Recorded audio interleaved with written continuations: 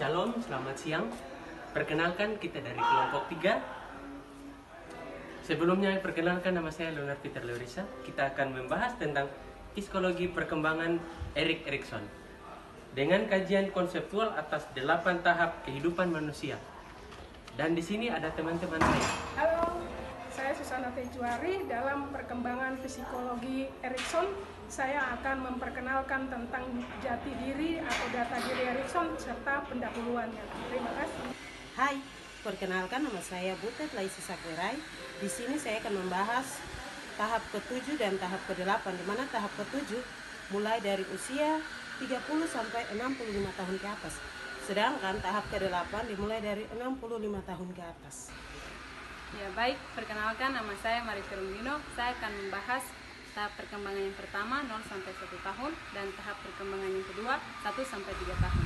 Shalom, perkenalkan, nama saya Penduduk Tabuni.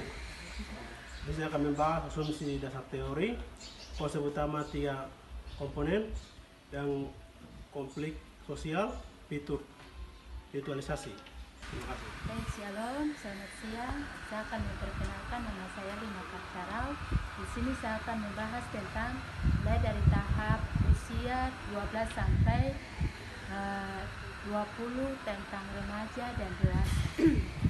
Perkenalkan, nama saya Rofina Bella. Saya akan membahas tentang analisis mendalam dari studi kasus yang akan dibahas dalam materi ini. Terima kasih. Perkenalkan, nama saya Timen Wandi. Saya akan membahas pandangan para ahli Erik Erikson, pendukung dan pengkritisi. Shalom, perkenalkan, nama saya Hulda Lydia Yabisumbut. Saya akan menjelaskan tentang tahap perkembangan dari masa bermain 3 sampai 6 tahun dan masa sekolah 6 sampai 12 tahun. Terima kasih.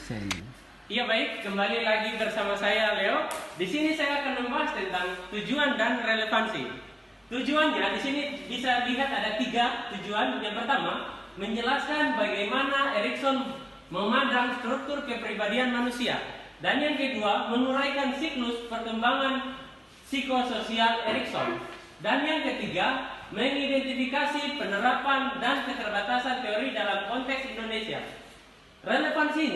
Relevansi teorinya Erikson tidak hanya bersifat historis, tetapi juga sangat kontekstual dengan tantangan psikologi yang dihadapi generasi muda masa kini. Perubahan sosial, tekanan media sosial, dan ketidakpastian karir.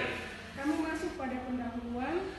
Perkembangan kepribadian Erikson adalah proses perubahan dinamis pada pola pikir, emosi, perilaku manusia yang berlangsung seumur hidup. Perkembangan kepribadian ini merupakan salah satu topik utama dari psikologi yang kita sajikan saat ini. Kemudian fenomena dari DLC di kalangan mahasiswa Indonesia membuktikan relevansi dari teori Erikson adalah membuktikan yang menunjukkan bahwa konflik identitas tetap menjadi tantangan yang nyata dalam perkembangan psikologi. Kemudian lanjut, berikut ada biografi singkat dari Erikson. Erikson adalah seorang psikologi yang lahir dari Jerman pada tanggal 15 Juli 1902. Dia mempunyai seorang ibu yang bernama Carla Abrahamsen. Kemudian pada saat Erikson masih bayi, ayah dan ibunya berpisah sehingga ibunya menikah lagi dengan seorang dokter anak bernama Dr. Theodor Homorge, seorang Yahudi. Selama bertahun-tahun Erikson tinggal dengan identitasnya sehingga pada waktu usia remaja dia tidak tahu bahwa penolakan-penolakan yang terjadi pada usia dia masih SD, yaitu dia ditolak karena dia bertubuh besar, bermata biru, berambut pirang. Itu pada saat SD dia ditolak, ada penolakan di SD, dia diganggu, dibully dengan teman-temannya di SD.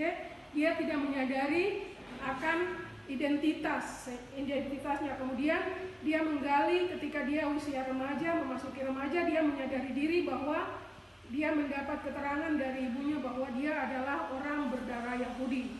Sehingga dia berpikir dalam penolakan-penolakannya yang lalu bahwa bahwa identitasnya memang beda dari komunitas di mana lingkungan dia berada saat itu. Itu adalah tinjauan pusaka dari Erikson. Kebetulan dalam asumsi dasar teori, perkembangan berlangsung sepanjang hidup, bukan hanya masa kanak-kanak. Kanak-kanak faktor sosial dan budaya adalah penentuan utama bentuk kepribadian. Bukan semata-mata faktor biologis seperti ditekan Freud. Ego bersifat aktif dan adaptatif dalam menghadapi tantangan hidup dan konflik psikologi. Ketemuannya menghasilkan kekuatan ego. Ketiga berhasil diselesaikan dengan baik. Erikson membagi suatu kepribadian menjadi 3 komponen yang saling berkaitan. Pertama, ego kreatif. Ego kreatif adalah kapasitas individu menemukan solusi baru atas setiap hambatan kehidupan dan memiliki 3 dimensi. Pertama, aktualisasi adalah pengelolaan data dari interaksi lingkungan. Yang kedua, universalitas adalah seimbang dengan dunia konkret. Yang ketiga, aktualitas adalah pengembangan cara efektif berhubungan dengan orang lain. 8 tahap perkembangan. Yang pertama, pada usia 0 sampai 1 tahun, anak berada pada tahap percaya dan tidak percaya. Pada tahap ini, bayi mulai belajar apakah dunia sekitarnya dapat dipercaya.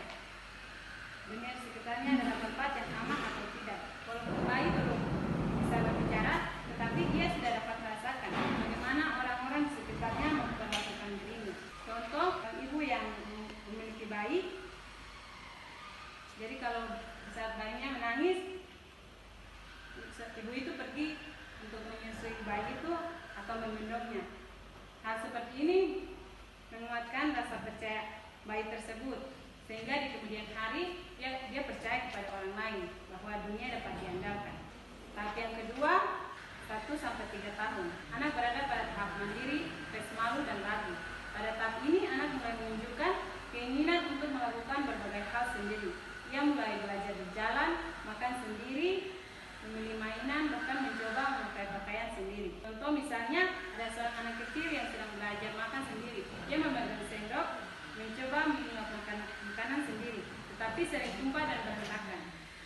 Ibunya tidak marah, tetapi berkata, tidak apa-apa, coba lagi, sambil tetap mendampingi anak tersebut. Dari sini anak merasa bahwa usahanya dihargai. Ia menjadi berani mencoba lagi dan perlahan-lahan menjadi bisa makan sendiri. Ini adalah contoh perkembangannya, kemandiriannya.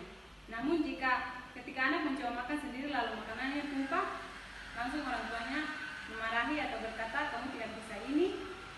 Berhenti mencoba dan merasa bahwa dirinya tidak mampu.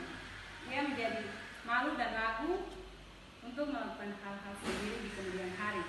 Kesimpulan dari 2 tahap ini, yang pertama, pada usia 0 sampai 1 tahun, respon orang tua menentukan apakah anak belajar percaya atau takut.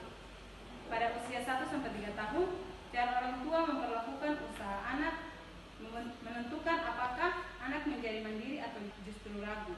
Kita masuk pada tahap yang ketiga, yaitu 3 sampai 6 tahun, inisiatif, berdosa atau tujuan.